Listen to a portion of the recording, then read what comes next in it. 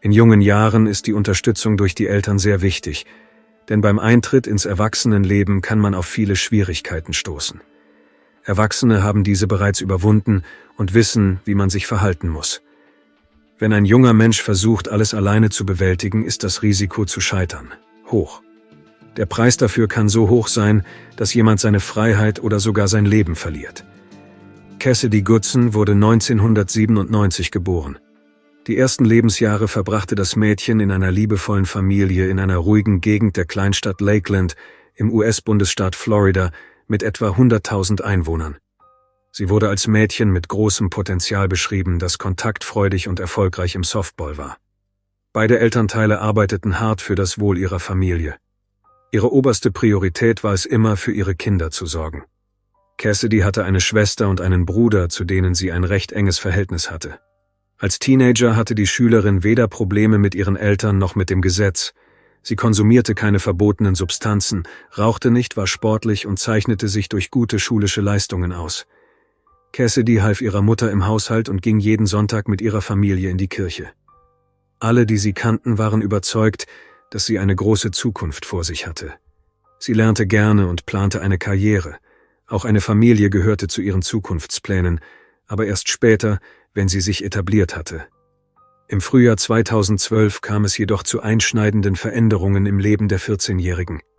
Ihr Bruder und ihre Schwester bemerkten, dass Cassidy sich anders als sonst verhielt. Zunächst nahm sie an Gewicht zu. Ihre Mutter dachte jedoch, dass dies mit den hormonellen Umstellungen zusammenhängen könnte. Auch ihr Kleidungsstil änderte sich. Cassidy schien wegen der Veränderungen sehr unsicher und begann weite Kleidung zu tragen, die ihre Figur verdeckte. Vor diesem Hintergrund kamen bei einigen schnell Vermutungen auf, dass sie schwanger sei. Gerüchte darüber verbreiteten sich in der Schule. Cassidy zog sich vor dem Sportunterricht nicht einmal mehr mit ihren Klassenkameradinnen um. Trotz der Verdächtigung vertraute sie sich nicht einmal ihrer Schwester und ihren besten Freundinnen an. Tatsächlich befand sie sich in einer heiklen Lage.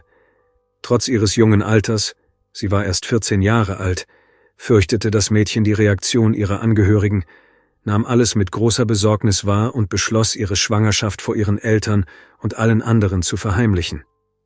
Allmählich wuchs ihr Bauch. Die Schülerin nahm zu, aber sie schwieg weiterhin hartnäckig. Sie begann einfach, weite Pullover und Hosen zu tragen. Damit niemand aus ihrer Familie ihren Bauch bemerkte, lief sie zu Hause mit einer Decke umwickelt herum. Die einst fröhliche, kontaktfreudige Schülerin verbrachte nun die meiste Zeit allein in ihrem Zimmer, sprach fast mit niemandem mehr und ging nicht mehr in die Kirche, um nicht von Bekannten gesehen zu werden. Cassidy versuchte, das Haus nur zu verlassen, wenn niemand sie sehen konnte. Natürlich bemerkten nicht nur ihre Schwester, sondern auch ihre Mutter die seltsamen Veränderungen im Verhalten ihrer Tochter. Die Frau versuchte sogar, eine mögliche Schwangerschaft anzusprechen, da sie Gerüchte von ihrer zweiten Tochter gehört hatte. Cassidy wies solche Vermutungen sofort zurück. Die Mutter bestand darauf, einen Schwangerschaftstest zu machen, um jeden Zweifel auszuschließen. Aber tief in ihrem Inneren glaubte sie nicht, dass Cassidy so etwas verschweigen würde. Die Mutter kaufte mehrere Tests und die Tochter willigte ein, sie zu machen. Die Frau vertraute ihrer Tochter und war daher bei dem Test nicht dabei. Für Cassidy kam das sehr gelegen. Es fiel ihr nicht schwer, alle zu täuschen. Sie bewies, dass sie nicht schwanger war. Das Vertrauen ihrer Mutter wurde ihr zum Verhängnis. Die Frau sprach mit ihrer Tochter über dieses Thema, aber Cassidy gab zu, dass sie keine Belehrungen über Verhütung brauche, da sie kein Sexualleben habe und sich nicht mit Jungs treffe. Die Mutter glaubte ihr erneut. Die Frau wusch jede Woche ihre Kleidung und glaubte, den Menstruationszyklus ihrer Tochter im Auge zu haben. Etwa zur gleichen Zeit begann sogar Cassidys Vater, ihr ungewöhnliches Verhalten zu bemerken. Als er sie einmal in eine Decke gewickelt durch das Haus laufen sah, kamen auch ihm begründete Zweifel. Der Mann versuchte, wie die anderen Familienmitglieder auch, mit ihr zu reden, aber die Tochter wies alle Fragen und Verdächtigungen zurück. Auch ihr Bruder und ihre Schwester hatten einen Verdacht. Die Schwester stellte Cassidy diese Frage mehrmals, insbesondere nachdem Gerüchte in der Schule die Runde machten. Sie bezweifelte, dass Cassidy den Schwangerschaftstest ehrlich gemacht hatte und besprach ihre beunruhigenden Vermutungen sogar mehrmals mit anderen Familienmitgliedern. All dies kam auch ihren Großeltern zu Ohren, aber auch ihnen gelang es nicht, ihre Enkelin zu einem Geständnis zu bewegen. Cassidy erzählte weiterhin, dass sie aufgrund der Pubertät einfach zugenommen habe und nun wegen ihres Gewichts Komplexe habe. Und man glaubte ihr. Mitte des Sommers war ihr Bauch so groß geworden, dass es unmöglich war, ihn mit weiten Kleidern zu verstecken. Sie lief fast den ganzen Tag in eine Decke gewickelt herum, bestand aber weiterhin darauf, dass sie nicht schwanger sei. Cassidy ignorierte ihre Angehörigen, wich ihren Fragen aus und wurde sogar unhöflich. Als sie merkten, dass sie zu ihrer Tochter nicht durchdringen konnten, gaben ihre Eltern einfach auf. Sie führten ihr gewohntes Leben weiter, ohne zu ahnen, wie sich alles entwickeln würde. Natürlich war es unmöglich, so etwas auf Dauer zu verheimlichen, da der Geburtstermin näher rückte. All dies endete in einer schrecklichen Tragödie. Am 19. September 2012 betrat Cassidys Mutter das Badezimmer, nachdem diese lange unter der Dusche gestanden hatte. Die Frau bemerkte, dass Blut auf der Toilette und daneben war. Beunruhigt vermutete sie sofort etwas Schlimmes und ging ins Zimmer ihrer Tochter. Dort fand sie die Schülerin, die völlig erschöpft wirkte. Das Mädchen war blass und sah krank aus, weigerte sich aber weiterhin zu sagen, was los war. Cassidy versuchte so zu tun, als sei alles in Ordnung, aber nachdem ihre Mutter das Blut entdeckt hatte, ließ sie nicht locker. Die Frau nahm ihre Tochter mit und fuhr sie in ein Krankenhaus. In der Rezeption teilte sie mit, dass das Mädchen möglicherweise eine Fehlgeburt gehabt habe. Die Mutter bat darum, ihre Tochter zu untersuchen und herauszufinden, was passiert war. Den Ärzten gestand die Schülerin nach der Untersuchung, dass es sinnlos war, sich zu weigern. Das Mädchen erzählte, dass sie tatsächlich eine Fehlgeburt hatte. Niemand hatte eine Ahnung, wie weit die Schwangerschaft tatsächlich fortgeschritten war. Daher konnte die Frau Cassidy nicht glauben und ihr erneut vertrauen. Nach Angaben des Mädchens fiel das Kind einfach heraus, als sie auf der Toilette saß. Sie habe nicht einmal Zeit gehabt, etwas zu begreifen. Cassidy habe es angeblich versehentlich heruntergespült und erst danach alles verstanden. Aus Angst habe sie ihrer Mutter nichts davon erzählt. Hätte die Frau das Blut nicht gesehen, wer weiß, wie das alles ausgegangen wäre. Alles klang durchaus plausibel. Seltsam waren nur die verdächtigen Wunden im Schambereich der Teenagerin. Allerdings gab es keinen Grund für ernsthafte Verdächtigungen. Das Mädchen erhielt die notwendige Hilfe. Ihre Wunden wurden versorgt und sie wurde nach Hause geschickt, um sich zu erholen. Cassidy und ihre Mutter kehrten nach Hause zurück. Beide versuchten, nichts von dem Vorfall zu erzählen. Die Frau unterstützte ihre Tochter in jeder Hinsicht. Am 22. September 2012 bemerkte die Mutter einen verdächtigen, unangenehmen Geruch im Zimmer ihrer Tochter. Cassidy war nicht zu Hause, also beschloss sie aufzuräumen, da sie dachte, ihre Tochter hätte einfach vergessen, etwas zu essen wegzuwerfen. Natürlich interessierte die Frau die Quelle dieses Geruchs. Die Mutter wollte ihn finden, um den Gestank loszuwerden, ohne zu ahnen, was sie tatsächlich erwartete. In der Ecke stand ein Behälter mit schmutziger Kleidung, den die Frau zu sortieren begann. Sofort wurde klar, dass genau dieser Behälter den Geruch verursachte. Als sie die schmutzige Wäsche durchsuchte, fand sie am Boden eine Schachtel, in der eine Plastiktüte lag. Als sie diese öffnete, fand die Mutter die Leiche eines Säuglings ohne Lebenszeichen. Gegen 19:30 Uhr am 22. September wandte sich die 42-jährige Frau in ihrer Angst an die Polizei und meldete den Vorfall. Am selben Abend trafen Polizeibeamte am Haus der Goodsons ein und nahmen Cassidy zur Vernehmung mit auf die Wache. Cassidy gestand ohne großen Widerstand, dass es keine Fehlgeburt gegeben hatte. Sie hatte einfach das Kind geboren und die Leiche vor allen versteckt.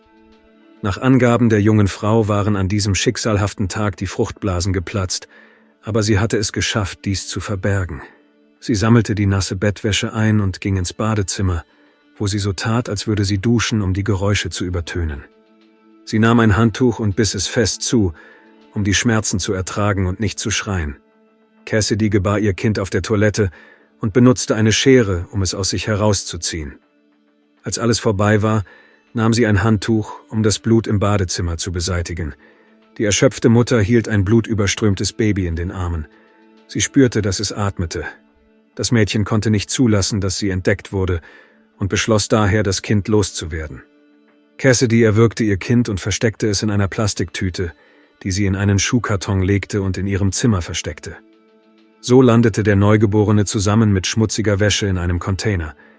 Erstaunlicherweise gelang es der Schülerin, all dies schnell und unbemerkt von den anderen Familienmitgliedern zu tun, obwohl diese zu diesem Zeitpunkt zu Hause waren.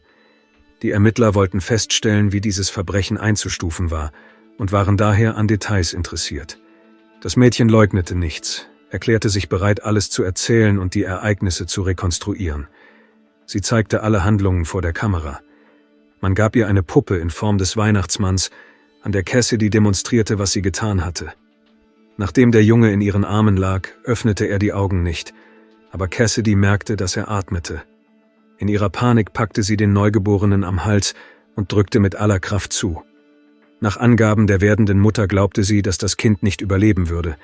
Der Mord geschah, als das Kind noch mit der Nabelschnur mit der Mutter verbunden war. Danach schnitt sie die Nabelschnur durch, wusch sich, wickelte den Körper des Babys in ein Handtuch, verpackte ihn in eine Plastiktüte und versteckte ihn in einem Behälter mit schmutziger Wäsche. Das Mädchen warf die Schachtel mit der Leiche nicht weg. Sie wusste einfach nicht, wo und wie sie das richtig machen sollte. Nur eine Obduktion konnte die Aussage der Schülerin bestätigen oder widerlegen. Der Gerichtsmediziner stellte fest, dass das Kind gesund und voll ausgetragen war. Es war ziemlich groß. Es wog 4 Kilogramm, obwohl die Mutter selbst nur etwas mehr als 40 Kilogramm wog. Dies widerlegte bereits ihre Aussage, denn Cassidy hatte behauptet, dass er deutlich zu früh geboren worden sei. Der Junge hätte überleben können, wenn seine Mutter nicht so barbarisch gehandelt hätte. Die Obduktion bestätigte, dass das Kind durch Ersticken ums Leben gekommen war. Darüber hinaus wies es zahlreiche Verletzungen auf. Der Experte stellte eine Schädel-Hirntrauma fest, die durch einen Schlag mit einem stumpfen Gegenstand auf den Kopf verursacht worden war. Seiner Meinung nach war dies auf einen Sturz nach der Geburt zurückzuführen. Das allein hätte ihn jedoch nicht töten können. Am erschreckendsten waren die Schnittwunden an dem kleinen Körper, die mit einer Schere verursacht worden waren. Das Mädchen hatte sie als chirurgisches Instrument benutzt, um das Kind aus sich herauszuholen. Die Ermittler verstanden nicht, warum sie die Leiche des Babys in ihrem Zimmer zurückgelassen hatte. Es schien, als hätte Cassidy nicht einmal vorgehabt, sich der Leiche zu entledigen, obwohl der Geruch im Zimmer unerträglich war. Genau dieser Geruch verriet sie. Psychologen waren der Meinung, dass es sich um eine Art Reue handelte. Möglicherweise wollte die junge Mutter sogar gefasst werden, um die verdiente Strafe für ihre Gräueltat zu erhalten. Interessanterweise blieb das Mädchen hartnäckig und gab nicht zu, von wem sie schwanger war. Die Ermittler fragten sich, ob dies die Folge eines anderen Verbrechens sein könnte, beispielsweise einer Vergewaltigung. Das Mädchen bestand darauf, dass sie versucht habe, die Schwangerschaft vor ihrer Familie zu verheimlichen, da sie Angst vor einer Verschlechterung des Verhältnisses zu ihren Eltern hatte. Sie wollte sie nicht enttäuschen und fürchtete, dass sie unzufrieden sein würden. Cassidy wollte nicht, dass alle die Wahrheit über ihre heikle Lage erfuhren. Deshalb hatte sie von Anfang an vor, das Kind zur Welt zu bringen und es dann loszuwerden. Das deutete natürlich auf vorsätzliches Handeln hin. Nach all diesen Enthüllungen wurde die Schülerin verhaftet und in eine Besserungsanstalt für jugendliche Straftäter des Bezirks gebracht. Nach Bewertung der Tat wurde sie wegen vorsätzlichen Mordes 1. Grades angeklagt. Darüber hinaus stellte sich die Frage, ob ihr wegen schwerer Kindesmisshandlung unter erschwerenden Umständen, ebenfalls 1. Grades, Anklage erhoben werden sollte.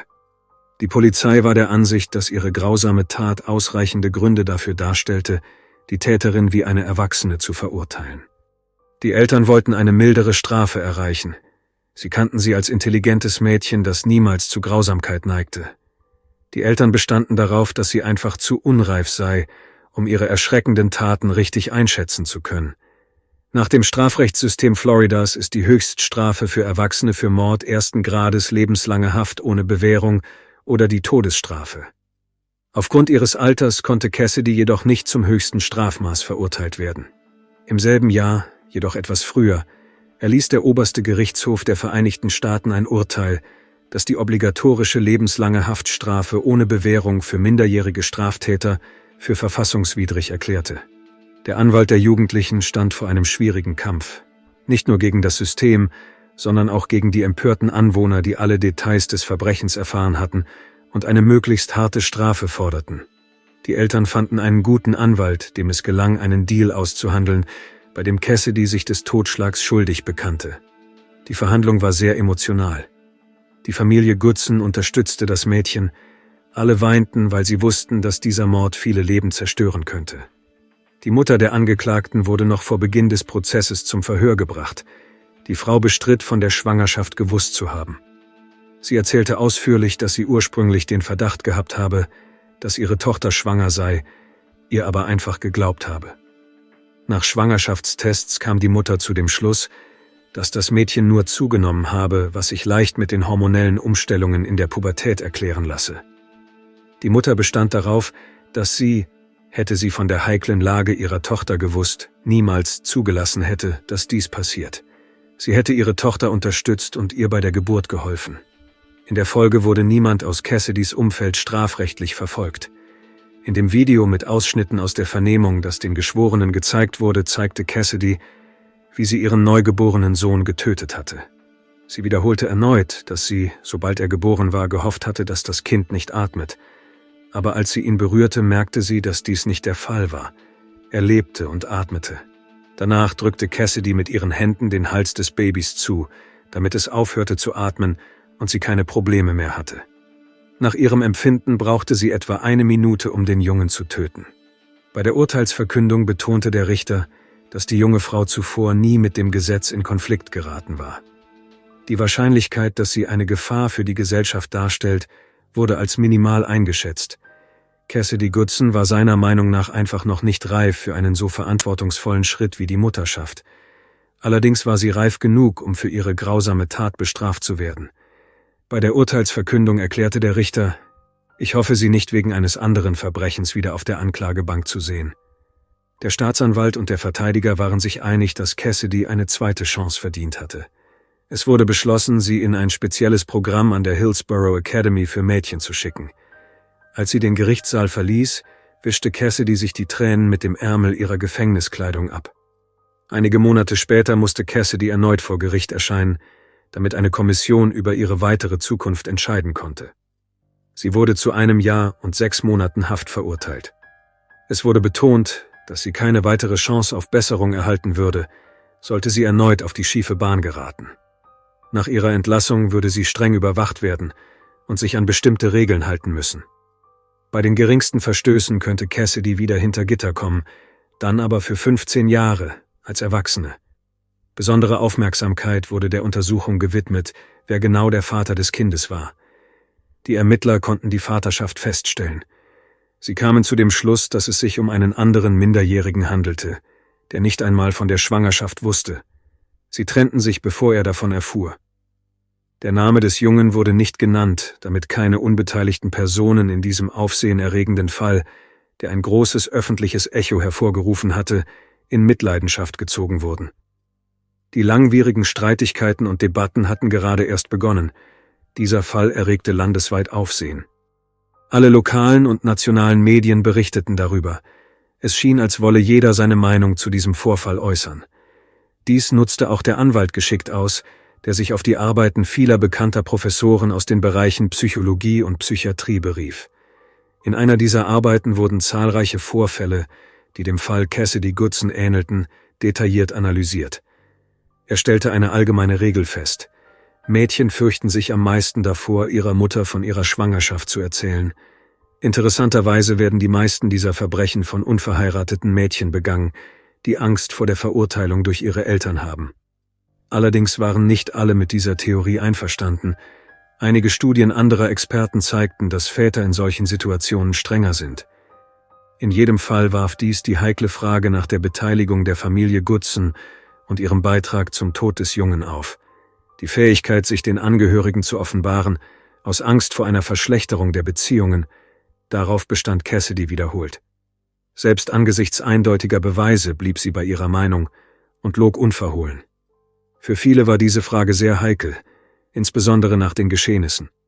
Experten aus dem Bereich der Psychiatrie waren in 2 Lager gespalten.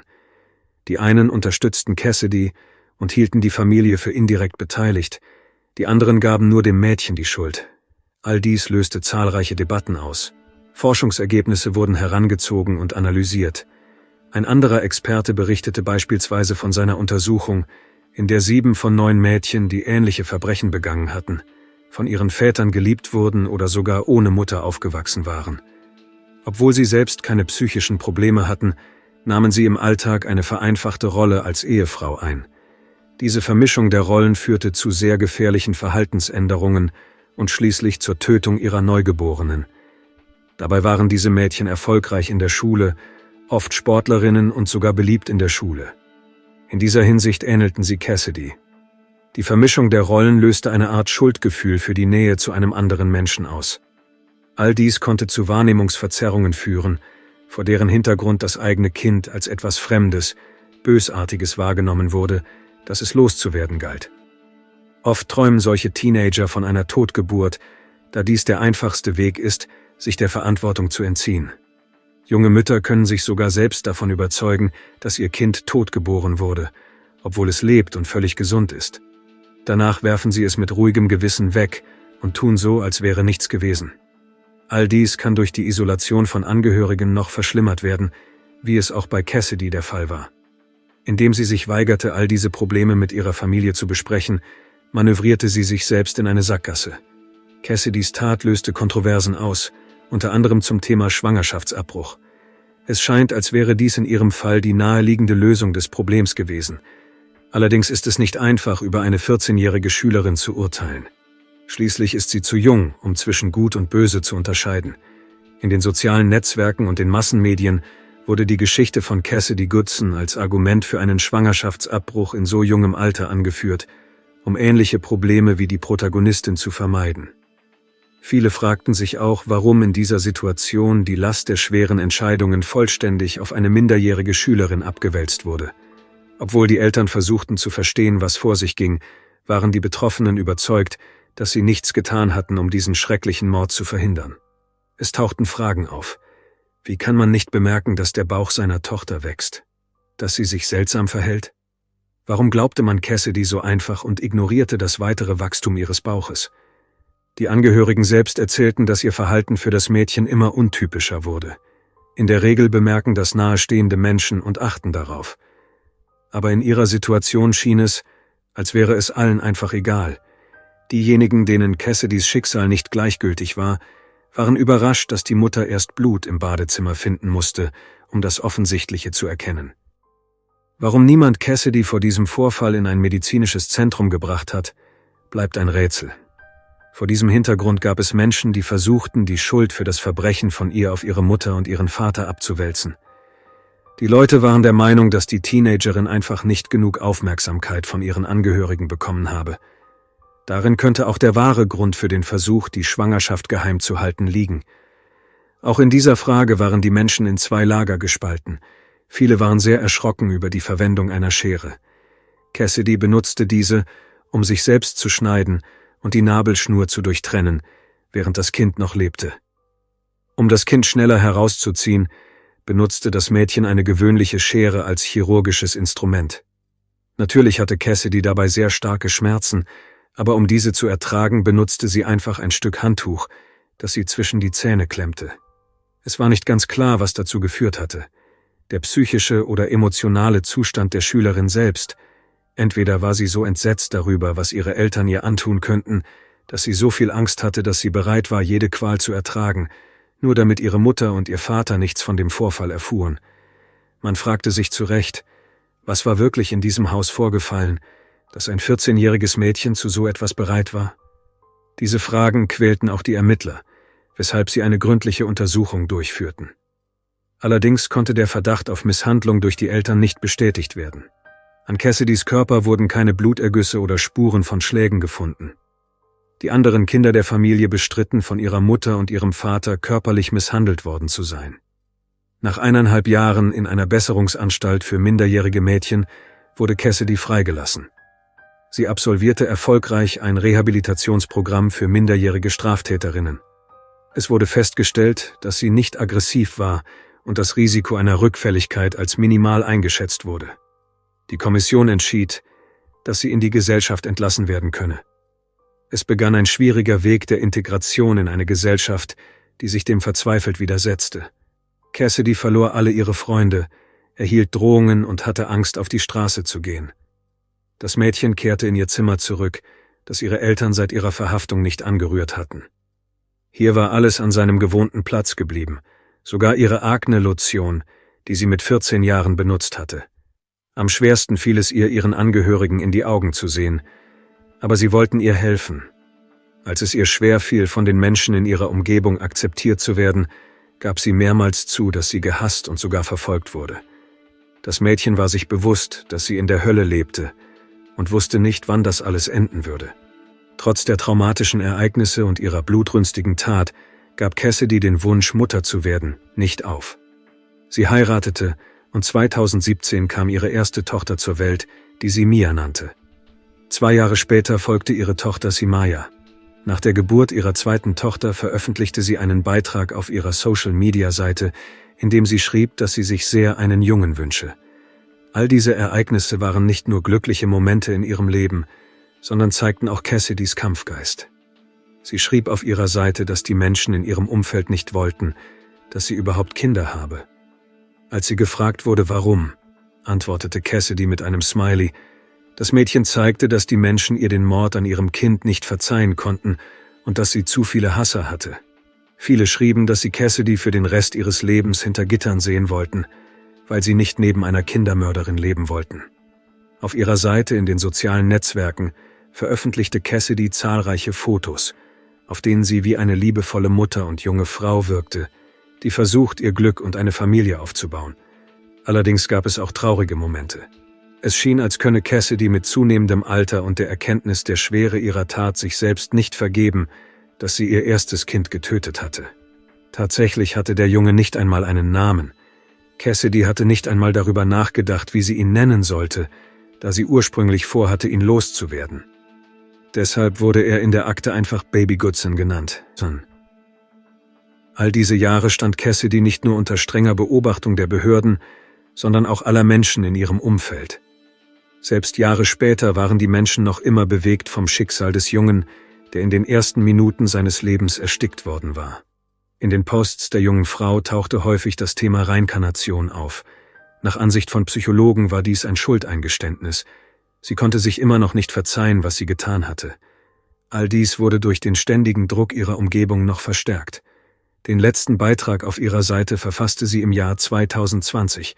Darin wies sie darauf hin, dass sie ständig verfolgt werde, was sie nicht länger ertragen könne. Cassidy erstellte eine neue Seite und begann dort Fotos von sich zu veröffentlichen. Es ist bekannt, dass sie eine Ausbildung zur Krankenschwester am Madisonville College absolviert hat. Tatsächlich scheint es, dass der Richter sich geirrt hat und sie sich nicht gebessert hat. Seit 2021 hat sie Probleme mit dem Gesetz und ist erneut im Gefängnis gelandet, genau wie ihr Mann.